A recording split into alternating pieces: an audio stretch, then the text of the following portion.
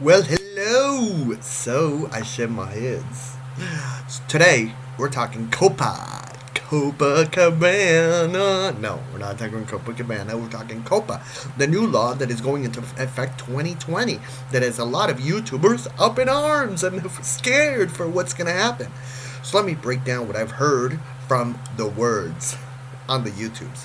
So, from what my understanding of COPPA is, it was a law that was created because YouTube was getting a lot of children viewers, and they were making money out of that. And cookies were being created for the children. Now the cookies for the COPPA, so the COPPA came in to stop the cookies. What are cookies? Cookies are basically an attachment with all your information, saying what you like, what you don't like, where you live, sometimes your credit card information, your age, all these different elements in order to tailor to you what advertisers want to sell you. So if your shoes are a little run down and you're looking for some shoes, it's gonna be like, oh, you're looking for some shoes, so here's some ads for some shoes. So all that information was being created for children in advertising for children. So the FCC came in and was like, no, COPPA's here to stay. So YouTube said, okay, fine. What we'll do is we're gonna tell our people to not make videos for children. So if you have a video that is tailored for children, we're gonna remove it. You can get fined up to $42,000 per video. What? Yes. So because children are not supposed to be in the context. So when we're looking at, so as someone who has an anthropological study of myself in this world, and I look at my video as that, I look at some of the earlier videos where I've sought to reach out to children, and I've made videos about paper transformers and things like that, where, in order to make children happy and all those kind of things.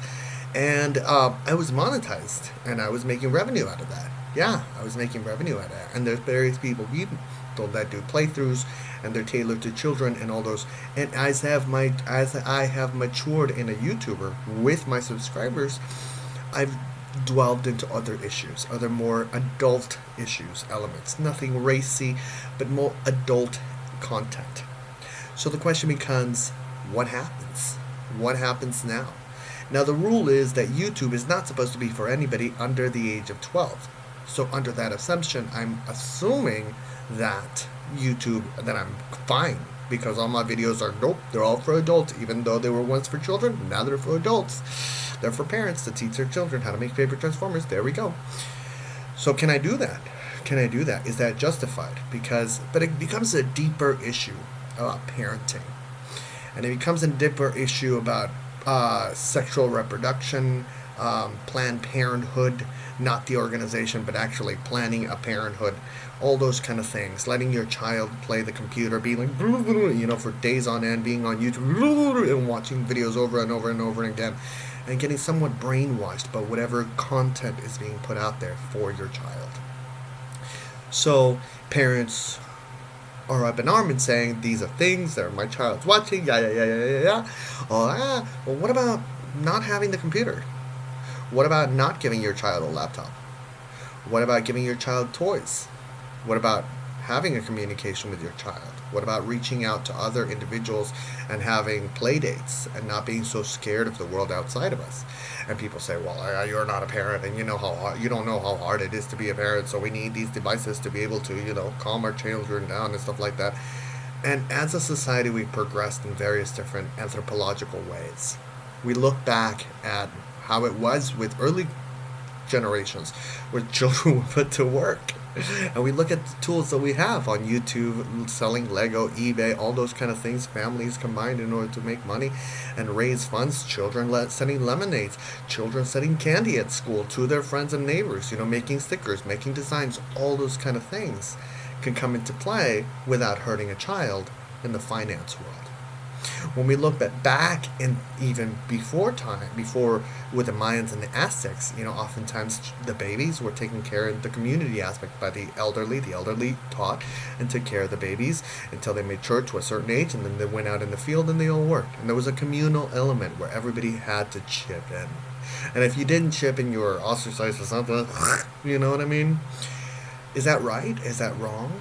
Is there a culmination of all these teachings that have happened throughout time and space in order for us to grow and become better people? Does it start with our own individual families?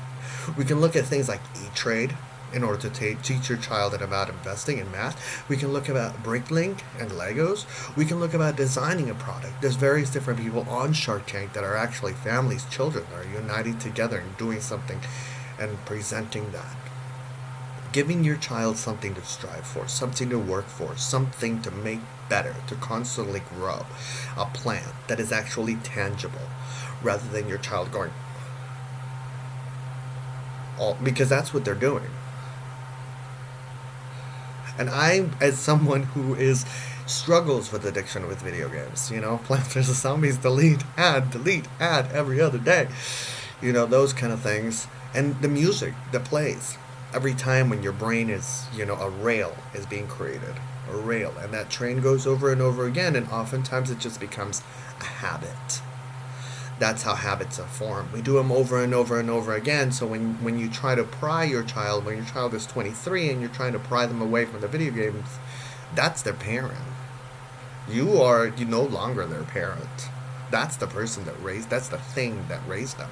And it's more than happy to raise them because it's going to get them into buying things, excited about more products that this development can provide. A video game's bad or video game's good, it's like a knife. You can kill someone with it or you can cut bread and feed people with it. So those are things that parents have to think about this day and age, because there is an erosion of our civility towards one another. You're seeing school shootings. You're seeing people do horrible things with machetes down the street in certain areas. You're seeing riots. You're seeing even the nature itself upset as to what's going on. And then this balance of, do we have mind over matter? I believe we do. I do believe we have mind over matter. But it starts with the heart. It starts with our soul. It starts with genuinely caring and looking at our future and the children that will usher our future, and say to ourselves, what are we doing? Are we helping these children grow, or are we sacrificing them to Satan? Because I think that literally when we look at the spread of things that are given to children to distract them from their evolution as better human beings, they're being parented by Satan. It's hard to say, but it's the truth. So, what are we going to do as a community? It starts with a community and love. What do you think? Do you agree? Do you disagree? This has been a long video. Did you enjoy it? I enjoyed it. I did.